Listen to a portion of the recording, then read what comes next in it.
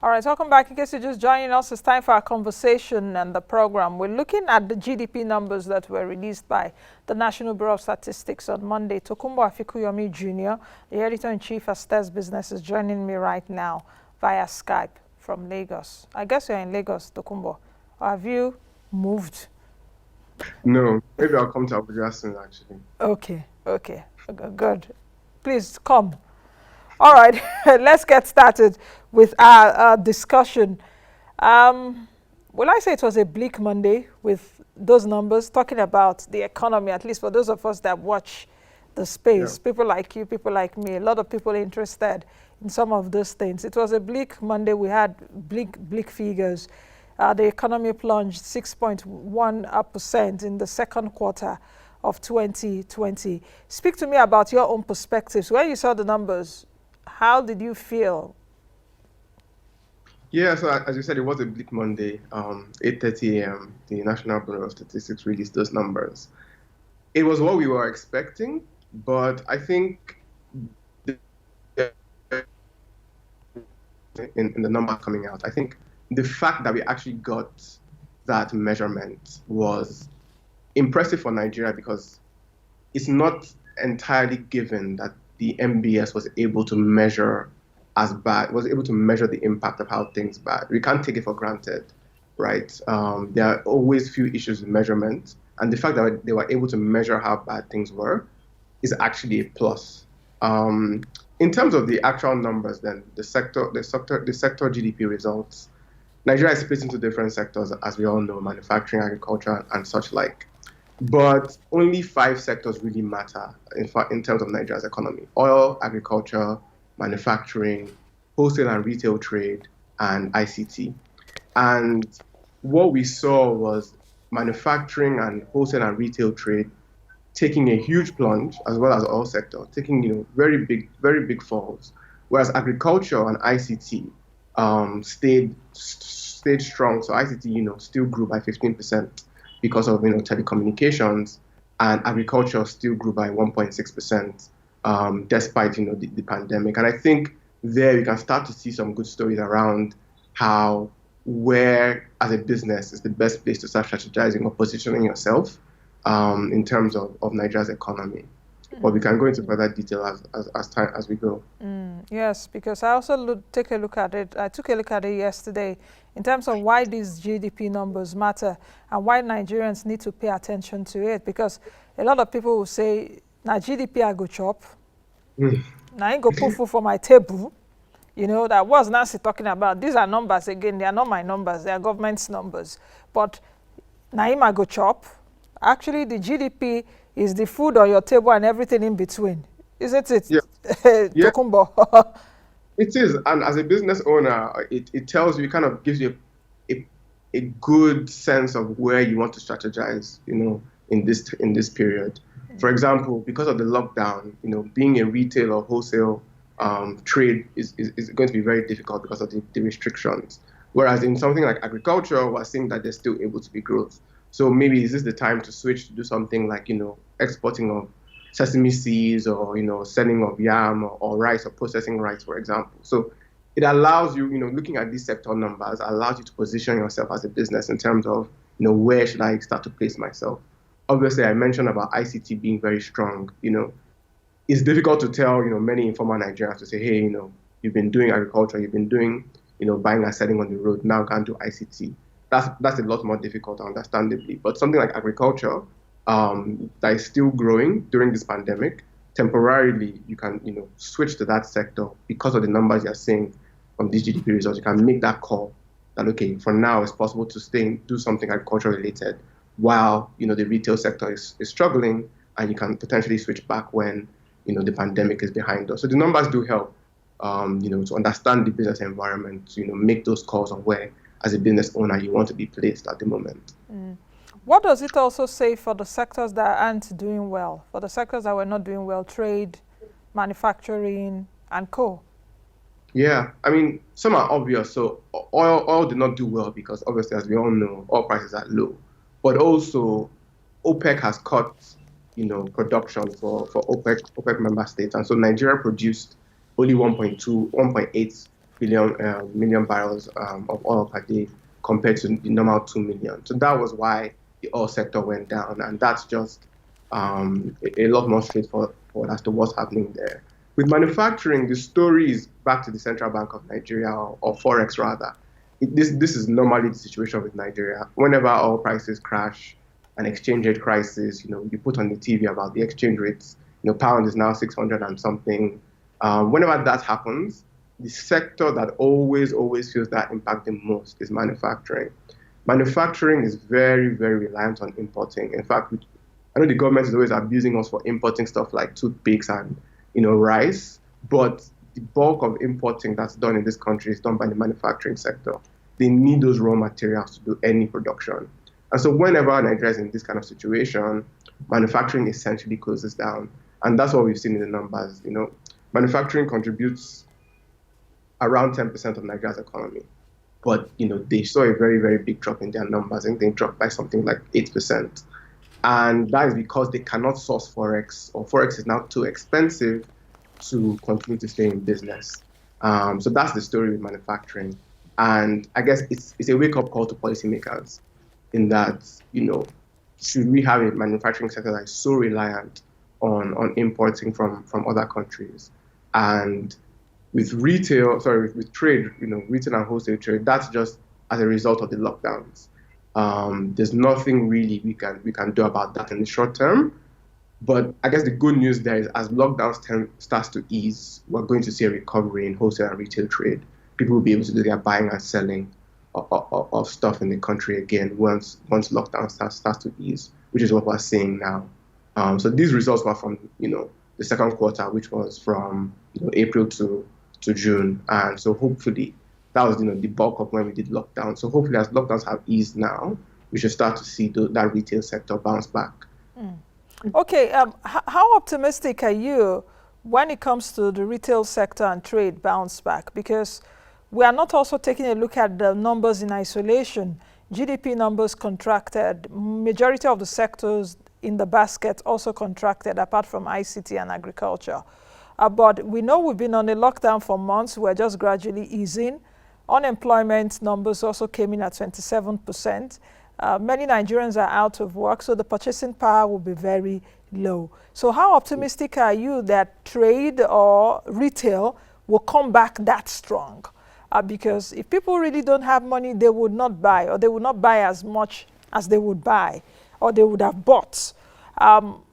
Many states are saying they are not going to pay minimum wage again because of the effect of the pandemic. Some have slashed salaries, some have political appointee salaries, many states have slashed their budgets. I think the average could be 25% from the last data that I saw, monitoring the state's budget and all of that. So how optimistic are you that the retail sector, the trade sector, and some of those sectors that deal with, commerce, buying and selling would improve?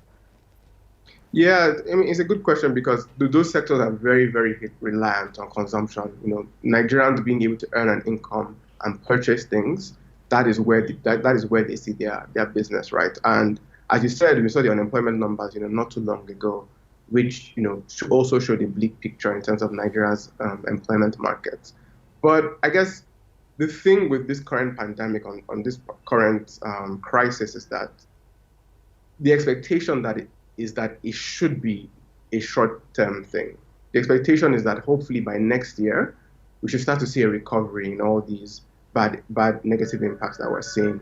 And so it really depends on how quickly Nigeria is able to position itself, that is able to recover quickly.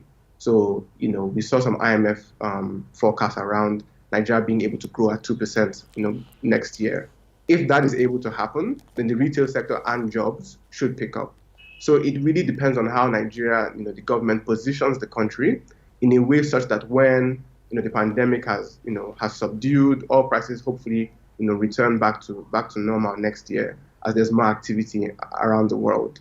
Hopefully, we can start to see a recovery in jobs and all those retail sectors as well. But until that happens, it's going to be very difficult for the retail sector. That space where you have, all the way from formal companies like hotels, etc., all the way down to gala sellers, if people are still not able to move around on the streets, they will continue to struggle. So until the pandemic subdues, it's going to be a very hard time for that space.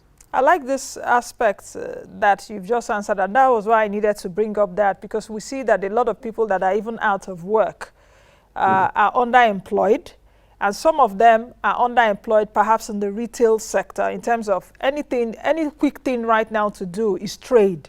If you have like 100K, 200,000 naira, where your mind will be like, okay, what commerce should I be involved in terms of what can I buy and sell and make my markup? So it's really important that my viewers are listening to this now, because it affects even the sausage seller. I don't want to call the brand, the sausage seller on the streets, so that he or she understands that these GDP numbers matter, that the trade you were having, perhaps the profit you were making before, you may not make as much profit because there is a lag in the sector. So I hope my viewers understand that. Okay, let's take a look at the numbers. When they came out, 6% contraction for the economy. The bad, was it as worse as expected? I hope you understand me. The bad is already bad. Was it as worse as was expected?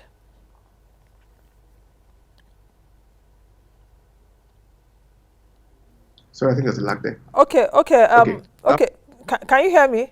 Did you hear my question? Yeah, I think you were asking if the 6% drop was as bad as expected. Yes, was it as worse? Yes, because it's bad, but was it as worse as it was expected? Yeah, so I mean, the general consensus was around, for this quarter, for the quarter that we got results for, was around -4, -5%. That's what most economists were expecting. So I guess you can say that these numbers came out worse than expected. But I guess people might not have potentially realized that a sector like agriculture or ICT would have done as strongly as it did. Because the thing about agriculture, though, is that we have to remember that agriculture is the main employer in Nigeria. Over 50% of employment is covered by the agriculture industry. And so it could have been even worse if that sector contracted. That sector contributes to almost 25% of our economy, and like I said, most of our jobs. So if you imagine a picture where agriculture fell or contracted in the same way that trade did, this would have been a very, very big picture for Nigeria. It would have been 10 times worse. So I guess we can see some good news in that agriculture held steady. And I guess we've been talking about how Nigeria should move away from agriculture, but I guess it turns out on this occasion we are lucky that we have so many people in agriculture just in this instance. So on the whole, worse than expected, but I think agri would have been a bit of a happy surprise to most, and also ICT was also a good result. Now, talking about the agri sector, let's dwell a bit there. Do you think that perhaps the various interventions that we're seeing from the monetary authority also helped? Because even though we were in a lockdown the most of Q2, we were still eating. The markets were opened like a few days a week, and people would just go to the markets to buy their supplies or even store up shore up their storehouses and all of that. So do you think that the CBN interventions, we saw the outcomes from this report? Yes, I think definitely the CBN interventions from previous years. So, from Anchor Borrower program started in 2015. So I think it's more those interventions that it started, 5 years ago that pushed, that drove, many farmers into that space, that are more the ones we can thank for this, I guess, situation. The more short-term ones that the CBN started, when the pandemic hit, to a lesser extent, that also helped, but it was a bit slow in take-up. There were a few issues in terms of people not, having the right documents or, the right slow disbursement of funds, etc. So, the short-term interventions have helped a bit, but definitely not to the extent in which those older, interventions, like when Anchor's Borrowers program started back in 2015, would have already positioned Nigeria's economy in a place where agriculture was in a very, I guess, robust situation that it could take a hit from the pandemic. With agriculture's performance with this GDP report, do you think that agriculture would have performed more than it performed now? Were you expecting a better performance than what it performed in the second quarter with all, the interventions and, some of the policies of government? Because this administration says produce what we eat and eat what we produce. So do you think that the agriculture sector would have performed better? At least should be the star of the basket. Yeah, I mean, that's what we've been saying for the last, 5 years since the current government came into power. They were very, very aggressive on agriculture policy. And back then, we were not seeing those impacts. We were not seeing, stellar growth from the sector. It was still bouncing around that 2% growth. When even before the interventions came, agriculture was growing at 4%. So we were like, the consensus was, why is Nigeria putting so much money into agriculture? We're not seeing those gains from agriculture. But when the pandemic hit, it then became a case of, please let nothing contract. We don't want to see any negative figures. And so what the government has, the intervention that the government has done has potentially helped protect agriculture from reaching that negative territory. I mean, agriculture grew at 1.6%, right? It's still around what it had been growing before the pandemic. So there was no reason to expect it to have done better, even with the CBN interventions, because with a pandemic, it's hard to see, expect anything to grow, apart from maybe ICT because of data and telecommunications. So the expectation was not that agriculture would do well with the pandemic. So I think this has come as a welcome surprise.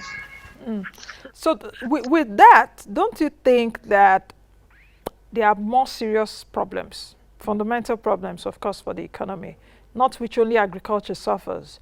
Because if you take a look at factors such as depressed oil price, which we're seeing right now, Brent crude is trading highest $45 the day to do very well in a week, 45 actually, not even up to 46. And you actually said it earlier, OPEC production quota. So we're supposed to be producing about 1.4 million barrels now. The GDP numbers told us we produced 1.8 million barrels, at least an average of it in the second quarter. So we're seeing factors like depressed oil price, less fiscal space, definitely, FX shortages, despite the $3.4 billion loan from the IMF that a bit assured it. Then structural reforms. So how does all those factors affect the economy and possibly a rebound? Because these factors are still there. They are not just going to change overnight. Yeah, you're very correct, Nancy. And, this was the same situation back that we had in 2014, 2016, when the recession hit. So in Nigeria, we even had, things were already bad before, we had our own cases of coronavirus. Once oil prices started to shake globally, Nigeria was already in trouble before coronavirus gave us, another hit in terms of lockdown. So fundamentally, the economy is just too volatile because we are basically married to oil prices. Wherever they go, we go. And so fundamentally, that is not the way to run a country, because anytime oil prices shake and government revenues, which half of which come from oil, export earnings, 90% of it comes from oil. Whenever that starts to happen and the CBN, is struggling to keep the exchange rate fixed, and then you have manufacturing not being able to source forex, and then all of a sudden it pulls the economy down with it and we're in a recession. That has been Nigeria's story since the beginning. Since independence, oil prices, they fall and then we fall as well. And, if you go to the roots of the problems, it's just that if you look at manufacturing, for example, the issue where they always need to source raw materials from, foreign countries stems from the fact that we cannot produce a lot of these things domestically because of those fundamental things you mentioned, be it bad roads, be it no electricity, etc.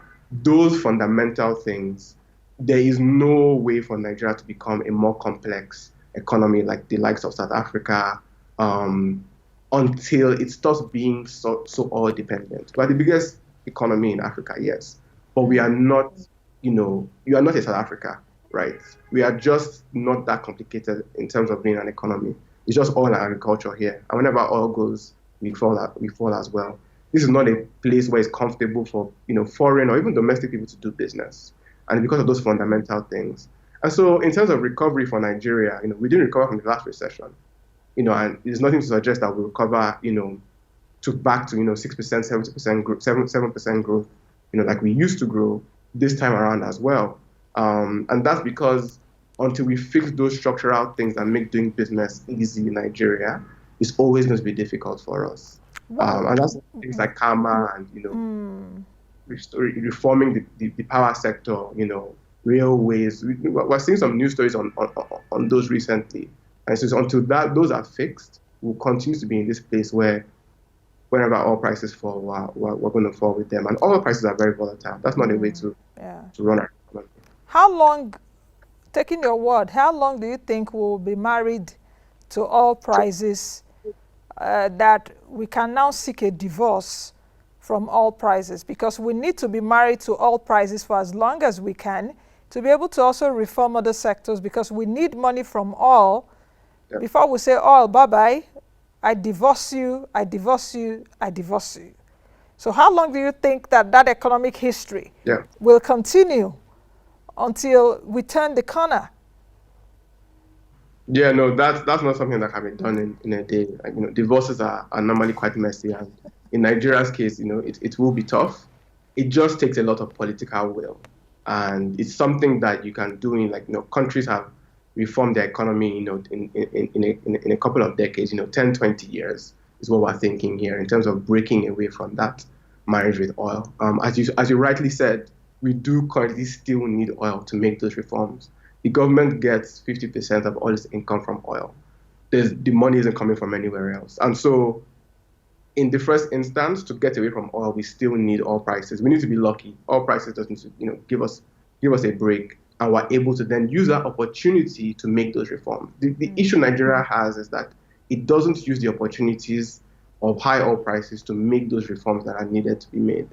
We've had good times where opportunity to use all those extra oil savings to make the reforms that are required, but we don't do it. So it really requires a lot of political will to make those difficult decisions that are needed to make doing business in Nigeria easy. And there are other places to get money from as well.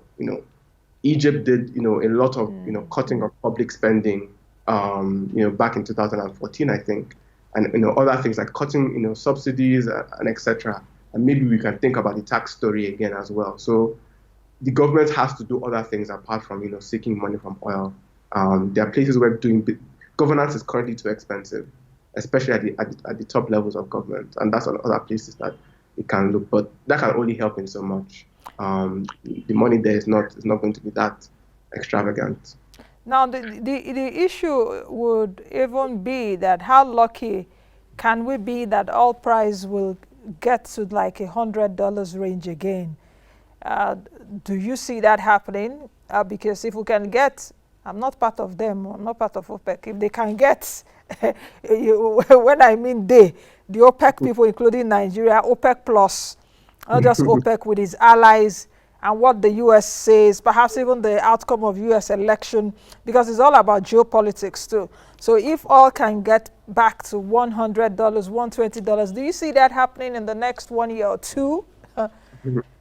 You need to consult, I don't know, is it voodoo or something, or look into your crystal ball to tell me if it will be possible.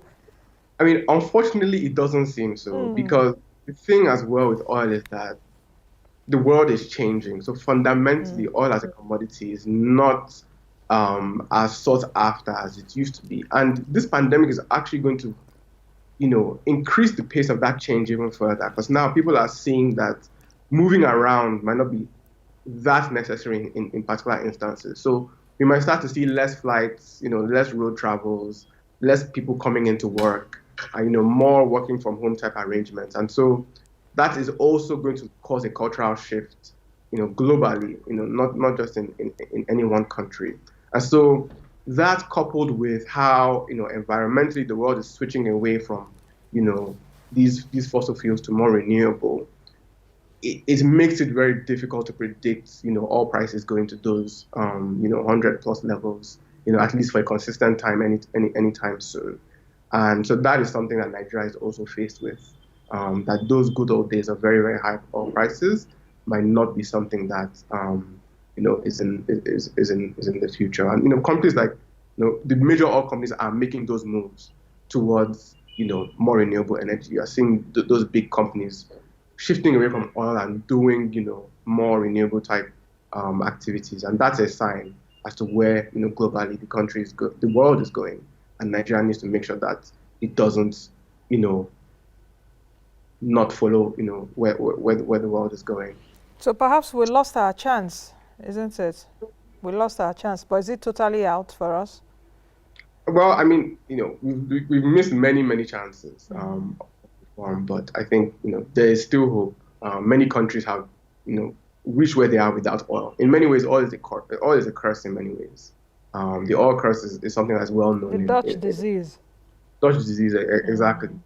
So Nigeria could have been, it's hard to predict, but we could have been better off if we didn't have oil. We'd have actually set up a better relationship between the government and its citizens, where the government provides essential services for its citizens and is able to collect taxes for those citizens from those citizens as well. So that contract between government and citizens could have been, stronger if we did not have oil prices that politicians have been relying on since our independence. How critical is the next few months for Nigeria, and not just Nigeria as an entity, even the states, because we so much look to the center? We're already in Q3, the second month of the Q3. So how critical we've lived through July and we're living through August. How critical is the next few months? Because some states may begin to have convulsion. They may begin to convulse, and for us also not to convulse as a country, what do we do to escape that critical posture that the next few months is posing? Because I've spoken to a lot of analysts and they've told me that the second half of the year would be troubling.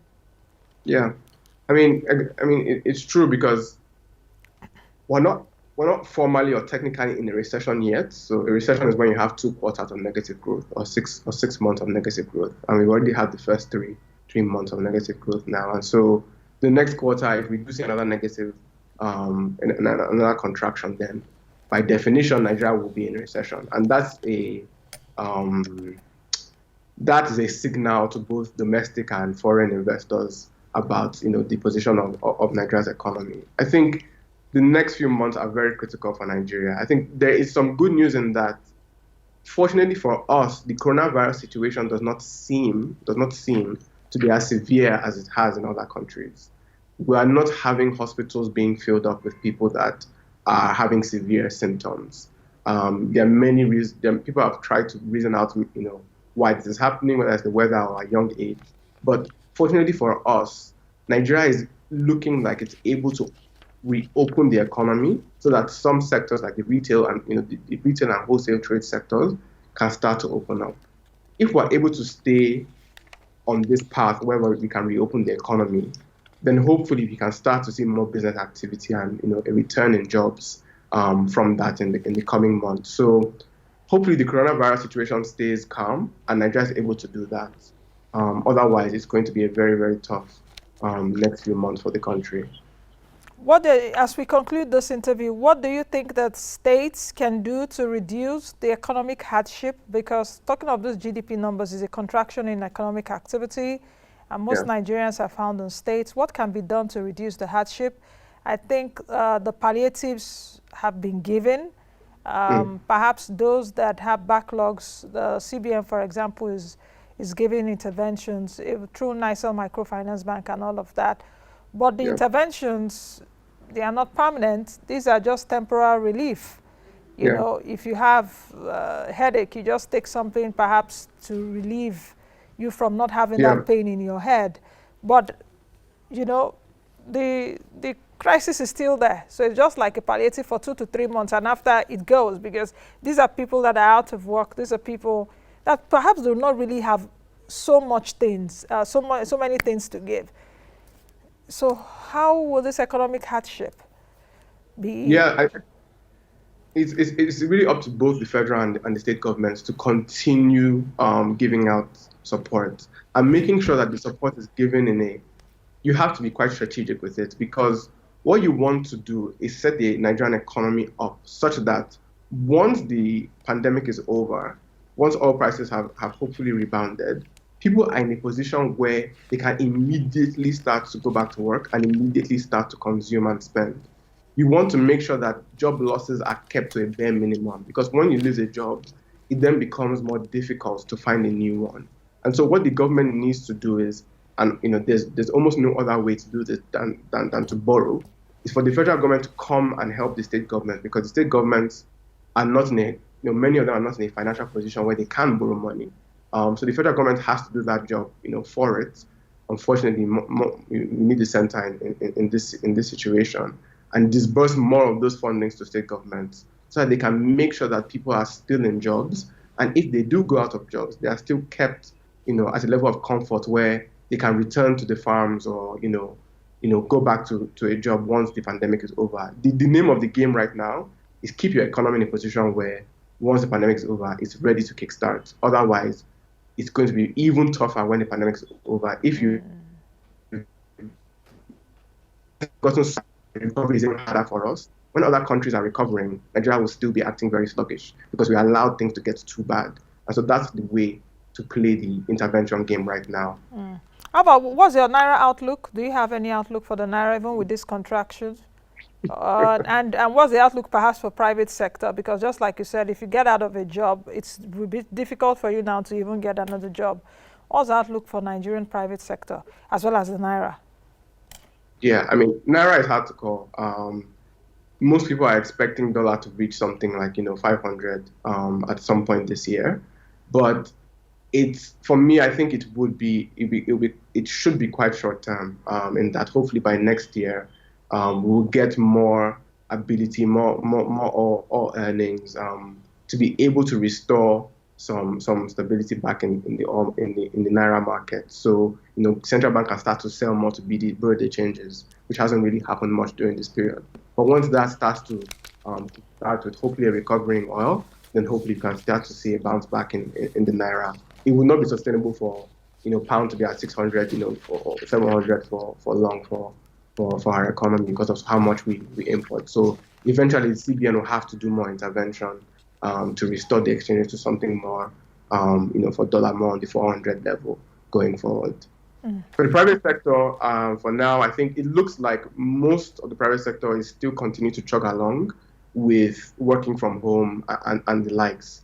We're seeing at least the formal part of it, finance grew in GDP numbers as well. At least the formal sector is still managing for now. The informal sector, as we said, trade is doing badly.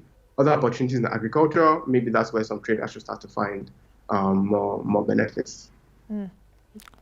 All right. Thank you very much, Tokunbo, for your perspectives. Thank you as always. I wish you a lovely day.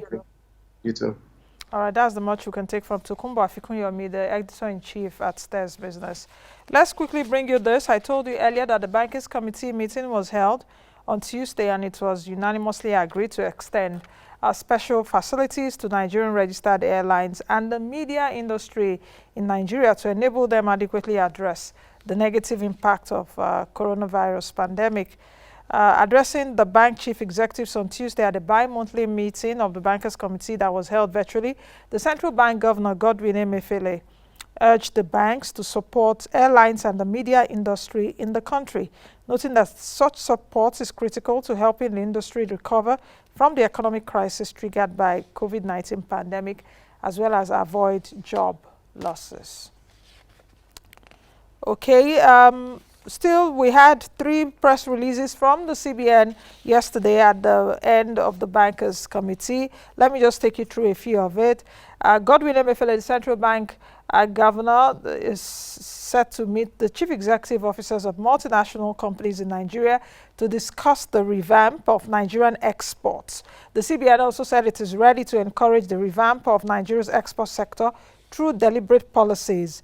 The CBN, in collaboration with the Federal Ministry of Industry, Trade and Investment, would ensure the facilitation of a reboot of the Nigerian export market. Emefiele reiterated that the country must diversify its economy base away from reliance on crude oil. The meeting is to come up with a roadmap on how best to revitalize the export sector to end forex and create jobs. I had told you earlier about the CBN and Bankers Committee support to airlines and the media industry. Both the CBN and the bankers, that's chief executives, unanimously agreed to extend special facilities to the airline industry and the media to help address the negative impact of COVID-19 pandemic. Emefiele urged banks to do all within their powers to support airlines and the media industry. The move will aid media houses weather the storm generated by the coronavirus pandemic. The CBN, in the advent of the coronavirus pandemic in Nigeria, announced a 1.2 trillion naira intervention fund to support critical sectors of the economy.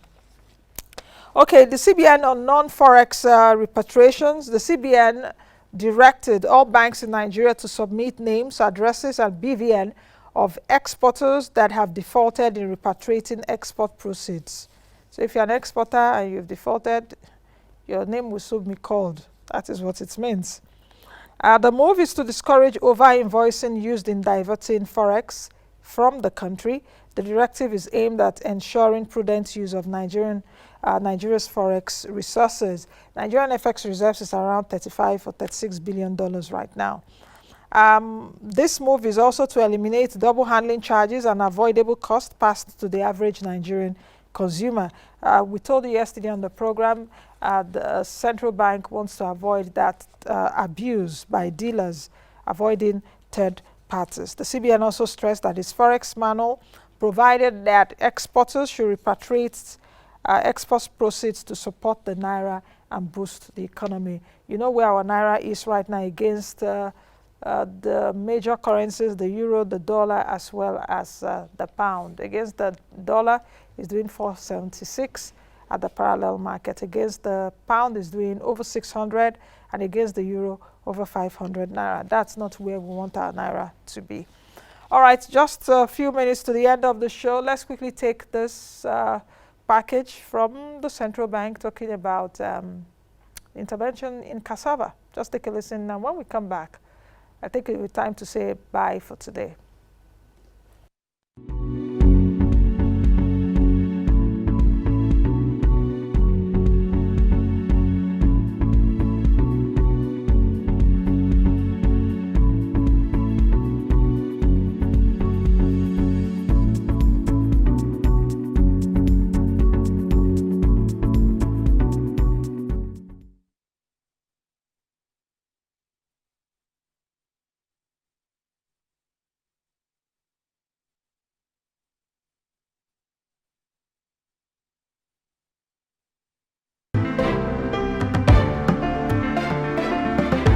When Godwin Emefiele assumed office as governor of the Central Bank of Nigeria, CBN, in June 2014, he underscored the fact that greater attention needed to be paid to agriculture and agribusiness in order to jumpstart growth in Nigeria. Agriculture remains the largest employer of labor in Nigeria and contributes about 24.2% of the country's GDP.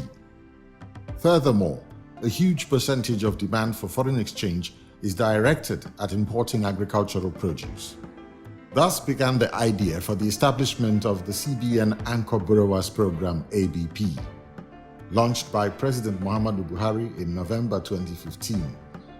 Since the launch of the ABP, there have been testimonies across the value chains on crops under the scheme, especially the rice sector, which witnessed a revolution of vast proportion.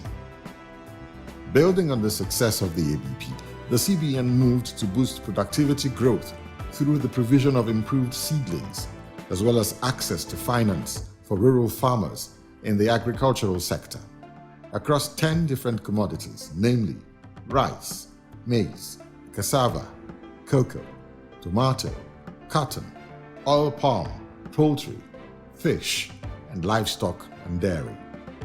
In changing the narrative of the cassava value chain, the CBN facilitated the meeting of stakeholders in the sector with a view to repositioning the sector for greater output. We were determined to make sure that we not only grow cassava, but that we have large number of people who process cassava in Nigeria. So they process them ready for our manufacturing companies. Nigeria being the largest producer of cassava in the world, that our manufacturers must be able to approach our cassava processors in Nigeria. And of course, by extension, our cassava processors should be able to go into our hinterland and be able to source cassava to process for these manufacturing companies. Concerned that the country, in spite of her position as the world's largest producer of cassava, spends over $600 million annually on the importation of cassava derivatives such as starch, glucose, and sorbitol, the CBN galvanized all the players in the value chain to buy into the vision of sustainable development of cassava value chain through provision of high-quality inputs for farmers, financing, processing, and creation of enabling environment for self-sufficiency in cassava and its derivatives production. Statistics show that Nigeria currently produces about 53.0 million metric tons, but with a very low average yield of about 7.7 metric tons per hectare, compared with Indonesia's 23.4 metric tons per hectare and 22.2 metric tons per hectare in Thailand. Of the 53.0 million metric tons of cassava produced in Nigeria annually, more than 90% is processed into food for human consumption, whereas a significant industrial demand exists for the output of processed cassava, primarily as substitutes for imported raw materials and semi-finished products. According to agricultural experts, Nigeria has one of the best climates and land resources to produce and process sufficient cassava. Under the arrangement, which the Ogun State government has already embraced, the states are expected to clear large expanse of land for cassava cultivation, allocate land to unemployed youth and existing farmers, while the CBN provides funding for the project from its Accelerated Agricultural Development Scheme, AADS. We have so many growers, and even in Ondo State today, we have an industry that is almost consuming all the cassava we have, that they are still buying from outside. So it is important that if we are able to have so many more people grow cassava, as we intend to do with these facilities that are coming up, then the industry can be sure of raw materials. Aware of the need to adopt improved varieties and practices that will guarantee better yield, better processing efficiency, increased profit, and improved standard of living for our farmers, the CBN is also holding consultations with the International Institute for Tropical Agriculture, IITA, Ibadan, and the National Root Crops Research Institute, Umudike. As part of its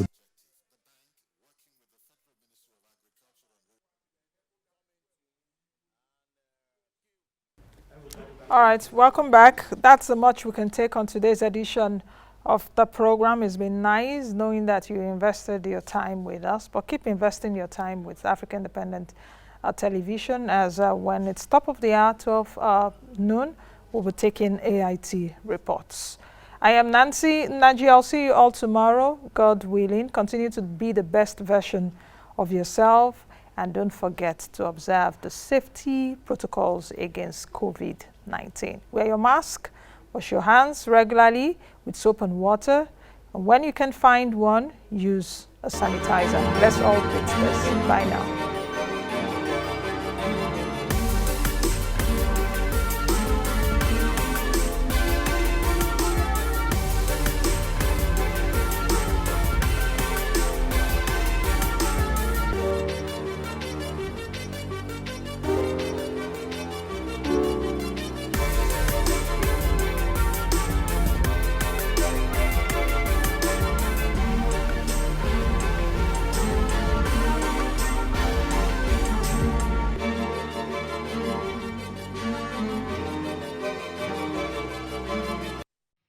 Thank you for watching our video. Please hit the subscribe button below, turn on post notification to follow all our updates.